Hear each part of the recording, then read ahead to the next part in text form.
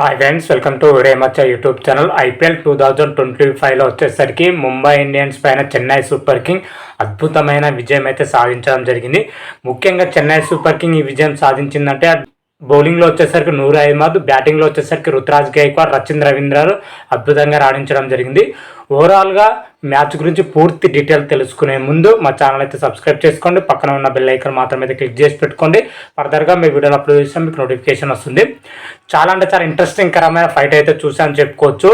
ఈరోజు వచ్చే Chennai super king తోటి ముంబై ఇండియన్స్ అయితే తలపడింది. చివరి వరకు మాత్రం అయితే నువ్వా నేనట్టు అయితే సాగిందని చెప్పుకోవచ్చు.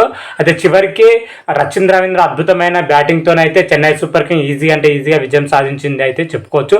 ముఖ్యంగా చెన్నై సూపర్ కింగ్ వచ్చేసరికి బౌలింగ్ పొజిషన్లో బౌలర్ సమిష్టిగా రాణించడం జరిగింది. అదేవిధంగా బ్యాటింగ్ పొజిషన్లో వచ్చేసరికి గైక్వాడ్, అదేవిధంగా రచిన్ రవీంద్ర ఆఫ్ సెంచరీతో రాణించడంతో చెన్నై సూపర్ కింగ్ ఈజీగా విజయం సాధించడం జరిగింది. తొలుత బ్యాటింగ్ చేసిన ముంబై ఇండియన్స్ వచ్చేసరికి నిర్ణీత 20 ఓవర్లో 155 పరుగులు చేయడం జరిగింది, 9 వికెట్ల నష్టానికి. అయితే ముంబై బ్యాటర్లో చూసుకుంటే ఒక్క ప్లేయర్ కూడా అనుకున్నంత స్థాయిలో రాణించలేదు.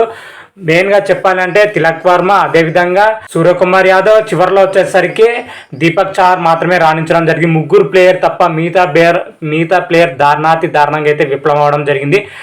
ముఖ్యంగా రోహిత్ శర్మ మాత్రం అయితే మరోసారి అయితే డక్అవుట్గా అయితే వెన్నుదిరగడం జరిగింది. ఐపీఎల్ చరిత్రలోనే అత్యధిక సార్లు డక్అవుట్ అయిన రికార్డును అయితే మరోసారి అయితే చెత్త రికార్డును రోహిత్ శర్మ అయితే నమోదు చేయడం జరిగింది. అదేవిధంగా రియాన్ రిక్లేన్ వచ్చేసరికి కేవలం 13 పరుగులు చేసి అవుట్ అవ్వడం జరిగింది. 36 పరుగులకే 3 వికెట్లు కోల్పోయి పీకల్లో కష్టాల్లో ఉన్న ముంబై ఇండియన్స్ మాత్రమైతే సూర్యకుమార్ యాదవ్, అదేవిధంగా తిలక్ వర్మలు మాత్రమైతే ఆదుకునే ప్రయత్నం అయితే చేయడం జరిగింది. వీరిద్దరు కలిసి చెన్నై బౌలర్ల పైన ప్రతిదాడి చేయడం జరిగింది. కాకపోతే వీళ్ళిద్దరు కూడా ఎక్కువసేపు అయితే నిర్వహించలేకపోయారు. వీళ్ళిద్దరు కలిసి దాదాపు 40+ పార్ట్నర్షిప్ అయితే నెలకొల్పడం జరిగింది. ఈ టైంలో వచ్చేసరికి సూర్యకుమార్ యాదవ్ను మహేంద్ర సింగ్ అద్భుతమైన స్టంప్ అవుట్ అయితే వెనుదిరగడం జరిగింది. అది అనూహ్యంగా అయితే జరిగిందని చెప్పుకోవచ్చు. ఆ తర్వాత వెంటనే తిలక్ వర్మ కూడా నూర్ అహ్మద్ బౌలింగ్లో ఎల్బిడబ్ల్యూగా అయితే అవుట్ కావడం జరిగింది. ఆ తర్వాత చూసుకుంటే ముంబై ఇండియన్స్ వికెట్ల పతనం అయితే కొనసాగిందని చెప్పుకోవచ్చు. ఏ ఒక్క బ్యాటర్ కూడా ఆడలేకపోయారు, ఇబ్బంది పడ్డారని చెప్పుకోవచ్చు. చివరిలో వచ్చేసరికి నమన్దీర్, అదేవిధంగా దీపక్ చార్ కొద్దిసేపటి అయితే ఆదుకునే ప్రయత్నం అయితే చేయడం జరిగింది. నమన్దీర్ వచ్చేసరికి 17 పరుగులు, దీపక్ చార్ ఒక సైడ్ వికెట్లు పడుతుంటే మరొక సైడ్ మాత్రమైతే ఆదుకునే ప్రయత్నం అయితే చేయడం జరిగింది. దీపక్ చార్ వచ్చేసరికి 15 బంతుల్లోనే 28 పరుగులు చేయడం జరిగింది. 2 4లు 2 భారీ సిక్సర్లతోనే దీపక్ చారు 28 పరుగులు చేయడంతోనే ముంబై ఇండియన్స్ వచ్చేసరికి 155 పరుగుల గౌరవప్రదమైన స్కోర్ అయితే చేసింది. లేకపోతే మాత్రం అయితే 120 లోపు ఆల్అవుట్ అయ్యే పొజిషన్ ఉన్న ముంబై ఇండియన్స్ ఆ మాత్రం అయితే స్కోర్ చేసిందంటే ఎస్పెషల్లీ దీపక్ చార్ ఇన్నింగ్స్ వల్లే అని కూడా చెప్పుకోవచ్చు. దీపక్ చార్ నెక్స్ట్ లెవెల్ అయితే రాణించడం జరిగింది. ఓవరాల్గా చూసుకుంటే ముంబై బ్యాటర్లు మాత్రమైతే పూర్తిగా విఫలం అవ్వడం జరిగింది. ఓ 3 బ్యాటర్లు తప్ప మిగతా బ్యాటర్లు దారుణంగా అయితే ప్రదర్శన అయితే కనబరచడం చెప్పుకోవచ్చు. అదేవిధంగా చెన్నై సూపర్ కింగ్ బౌలింగ్ విషయానికి వచ్చినట్లయితే యథావిధిగా మెగా ఆక్షన్లో వచ్చేసరికి నూర్ అహ్మద్ ఎందుకు కొన్నారో దాని తగ్గట్టుగానే నూర్ అహ్మద్ ఈ తొలి మ్యాచ్లో తన ప్రదర్శనతో అయితే ఆకట్టుకోవడం జరిగింది. 4 ఓవర్లు వేసి 18 రన్స్ ఇచ్చి 4 కీలకమైన వికెట్లు అయితే తీయడం జరిగింది. ముంబై ఇండియన్స్ తక్కువ స్కోర్ చేయడంలో మన నూర్ అహ్మద్ కీ రోల్ పోషించడం చెప్పుకోవచ్చు. చెన్నై బౌలింగ్లో వచ్చేసరికి అతను తోడుగా ఖలీల్ అహ్మద్ అయితే ఆకట్టుకోవడం జరిగింది. నెక్స్ట్ లెవెల్ పర్ఫార్మెన్స్ అయితే కనబరచడం జరిగింది. 4 ఓవర్లు వేసి 29 రన్స్ ఇచ్చి 3 కీలకమైన వికెట్లు తీయడం జరిగింది. వాళ్ళకు తోడుగా రవిచంద్రన్ అశ్విన్ 1 వికెట్, అదేవిధంగా నాథన్ ఎలిస్ అయితే 1 వికెట్ అయితే తీయడం జరిగింది. ఓవరాల్గా చూసుకుంటే చెన్నై సూపర్ కింగ్ బౌలర్స్ మాత్రమైతే నెక్స్ట్ లెవెల్గా రాణించడం జరిగింది. అనంతరం 156 పరుగుల భారీ లక్ష్యంతో బరిలో దిగిన మన చెన్నై సూపర్ కింగ్ కేవలం 19.1 ఓవర్లనే లక్ష్యాన్ని అయితే ఛేదించడం జరిగింది. చెన్నై సూపర్ కింగ్ స్టార్టింగ్ నుంచి ఎండింగ్ వరకు బ్యాటింగ్లో ఎలాంటి ఇబ్బంది అయితే పడలేదు. కాకపోతే మధ్యలో వచ్చేసరికి త్వరగా వికెట్లు పడడంతోనే చెన్నై ఓడిపోతుంది అనుకున్న సమయంలో అప్పుడు రచిన్ రవీంద్ర, అదేవిధంగా రవీంద్ర జడేజాలు అయితే ఆకట్టుకోవడంతోనే ఈజీగా విజయం సాధించింది.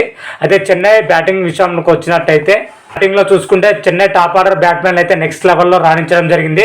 ముఖ్యంగా రచిన్ రవీంద్ర, అదేవిధంగా రుతురాజ్ గైక్వాడ్ మాత్రమైతే నెక్స్ట్ లెవెల్లో రాణించారు. వీళ్ళిద్దరు ఆఫ్ సెంచరీలతో రాణించడంతో చెన్నై సునాయాసంగా అయితే విజయం దక్కింది. రాహుల్ త్రిపాఠి మ్యాచ్లో మాత్రం అనుకున్నంత స్థాయిలో రాణించారు. పూర్తి నిరాశపరిచారని చెప్పుకోవచ్చు.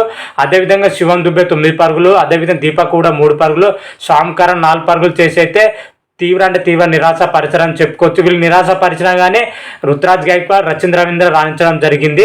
చివరిలో రవీంద్ర జడేజా 17 పరుగులతో రాణించడంతోనే విజయం అయితే సునాయాసంగా అయితే దక్కిందని చెప్పుకోవచ్చు. అయితే రుతురాజ్ గైక్వాడ్ వచ్చేసరికి 26 బంతుల్లోనే 53 పరుగులు చేయడం జరిగింది.